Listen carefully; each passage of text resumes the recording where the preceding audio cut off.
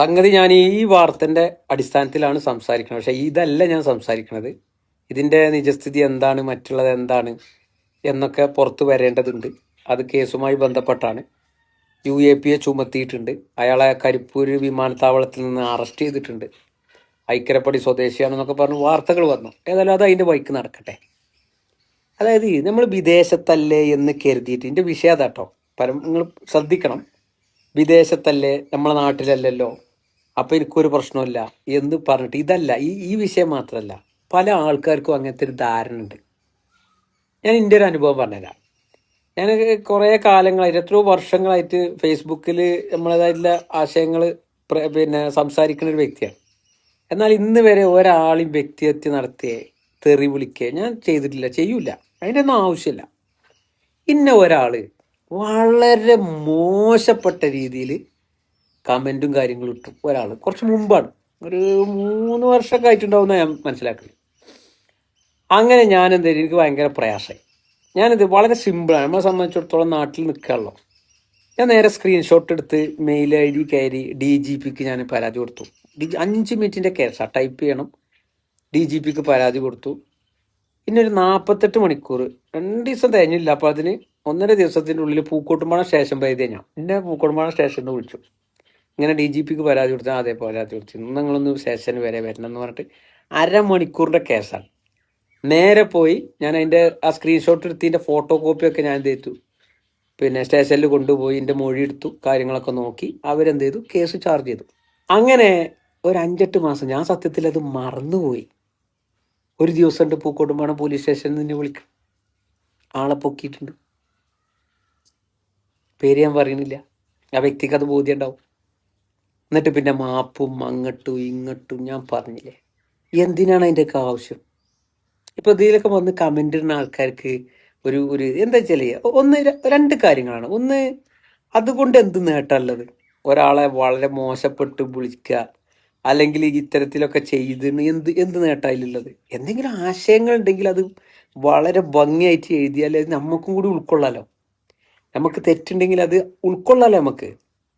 പക്ഷെ ഇത് ഞാൻ വിദേശത്തല്ലേ എന്ന് കരുതിയിട്ട് ഇപ്പം അടുത്ത് ഒരു പ്രമുഖ വ്ളോഗറുടെ ഭാര്യയെ എൻ്റെ നാട്ടുകാരൻ വളരെ മോശപ്പെട്ട രീതിയിൽ വിളിച്ചത് മദ്യം പറയേണ്ടി വന്നു. എനിക്ക് ഗൾഫിൽ വരികയാണ് കുട്ടിൻ്റെ കല്യാണത്തിന്, പ്രശ്നമായി.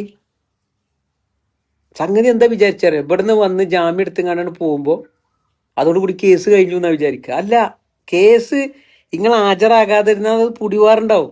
അപ്പൊ പിന്നെ അതും വലിയ പ്രശ്നമാണ്. അപ്പൊ ഞാൻ പറയുന്നത് എന്താ വെച്ചാൽ, നാട്ടിലാണെങ്കിൽ ഇപ്പൊ ഫേക്ക് ഐ ഡിയിലൊക്കെ വന്നിട്ട് ഇങ്ങനെ ഇപ്പൊ ഞാൻ അടുത്ത് കണ്ടു, ഇപ്പൊ കാന്തപുരം AP അബൂബക്കർ മുസ്ലിയാരെ, അദ്ദേഹത്തെ വളരെ മോശപ്പെട്ട രീതിയിൽ എഴുതുന്നു. എന്തോ വേറൊരു പേരാണ്. ഇതൊക്കെ ശരിക്കും DGPക്കൊക്കെ പരാതി കൊടുത്ത്, സൈബർ സെല്ലിൽ പരാതി കൊടുത്ത് അയാളെ പുറത്ത് കൊണ്ടുവരുന്നുള്ളത് ഒരു 90% ഉറപ്പാണ്. പിന്നെ രണ്ടാമത്തെ കേസ് എന്താ വെച്ചാൽ, പ്രൊഫൈൽ വെക്കാതെ ഇങ്ങനെ ഇസ്ലാമൊക്കെ പറയുന്നുണ്ട്. നിങ്ങളൊന്ന് ആലോചിച്ച് നോക്കണേ, ഒരാളെ വ്യക്തിത്വം എന്താണ്, അയാളെ മുഖം, അയാളുടെ നിലപാട്, ഇതൊക്കെ സമൂഹത്തിൽ പ്രൊജക്റ്റ് ചെയ്ത് കണ്ടാണ് വിഷയങ്ങൾ അവതരിപ്പിക്കേണ്ടത്. ഒരു മതപ്രഭാഷകൻ വന്നുകാണ്ട് സ്റ്റേജിന്റെ ബാക്കിൽ കയറിയിട്ട് ആ മറന്റെ ഉള്ളിൽ നിന്ന് ഇങ്ങനെ എന്തെങ്കിലും പറഞ്ഞാൽ അതിനെന്തെങ്കിലും ഒരു ഇതുണ്ടോ, ആധികാരികത ഉണ്ടോ? അങ്ങനെ കുറേ സൈബർ പോരാളികളുണ്ട് ഇവിടെ.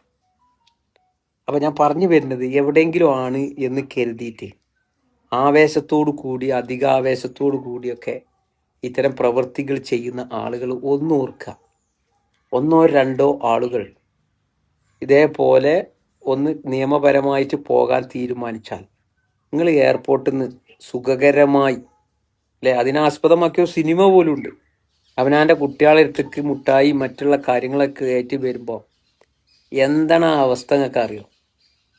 അവിടെ അതായത് വിമാനത്തിൽ നിന്ന് ഇറങ്ങി, എയർപോർട്ടിൽ നിന്ന് ഇറങ്ങി വന്ന് നമ്മളെ മാറ്റി നിർത്തിയിട്ട് ഇങ്ങനെ പ്രശ്നമുണ്ട് എന്ന് പറഞ്ഞിട്ട് പിന്നെ ആ ചെങ്ങൈമാരെ കണ്ട് മാപ്പ് പറഞ്ഞ, അല്ലെങ്കിൽ നേരെ റിമാൻഡിക്ക്. ആലോചിച്ചോക്കി നിങ്ങൾ. അപ്പൊ പ്രിയപ്പെട്ട ആളുകൾ, എല്ലാവരോടും, നാട്ടിലുള്ളവരോടും മറ്റുള്ളവരൊക്കെ പറയാനുള്ള എന്താ വെച്ചാൽ, നമുക്ക് എന്തെങ്കിലും പറയാണ്ടെങ്കിൽ അത് ആശയപരമായിട്ട് പറഞ്ഞോളി, മാന്യമായിട്ട് പറഞ്ഞിട്ട്. അതല്ലാതെ എവിടെയെങ്കിലുമൊക്കെ ഇരുന്നുങ്ങാണ്ട് വളരെ മോശപ്പെട്ട രീതിയിലൊക്കെ കാര്യങ്ങൾ ചെയ്താൽ പിടിക്കൂല എന്നുള്ളൊരു ധാരണ ഉണ്ടല്ലോ, അത് പിന്നെ ഇപ്പം എന്താന്ന് വെച്ച് കഴിഞ്ഞാൽ എല്ലാരെ സംഗതിക്കും അങ്ങനെ പോകാത്തത് എന്താന്ന് വെച്ച് കഴിഞ്ഞാല് ഞാൻ അതൊക്കെ പോലെ പറഞ്ഞു പോയിക്കോട്ടെ എന്ന് കരുതിയിട്ടാണ്. നേരെ മറിച്ച് അതിനെതിരെ നിയമ നടപടി ഇതാക്കിയാൽ ആകെ അരമണിക്കൂറിന്റെ കേസുള്ളൂ.